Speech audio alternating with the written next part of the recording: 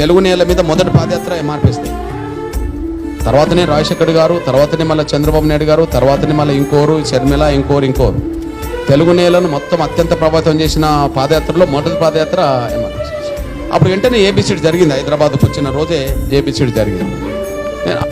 నేను అనుకుంటున్న మొదటి నుంచి ఎందుకంటే స్వతంత్రంగా ఉండి చట్టసభలకు వెళ్ళడం వేరు, అక్కడ మన వాయిస్ వినబడడానికి వీలవుతుంది. స్వతంత్రంగా పేద వర్గాల కోసం మాట్లాడడానికి దారితీస్తుంది. కానీ స్వతంత్రత కోల్పోయి నేను అసెంబ్లీకి ఎందుకు వెళ్ళాలా? చట్టసభలకు వెళ్ళి నేను ఏం చేయాలా? కాబట్టి స్వతంత్ర భూమిక పోషిస్తూనే చట్టసభలకు వెళ్ళే అవకాశం వచ్చినప్పుడు ఆ మార్గాన్ని వెతుకుతా. కానీ స్వేచ్ఛను, స్వతంత్రాన్ని, పేద వర్గాల కోసం మాట్లాడే అవకాశాన్ని కోల్పోయి నేను ఎక్కడికి వెళ్ళాల్సిన అవసరం లేదని భావించుకుంటున్నాను.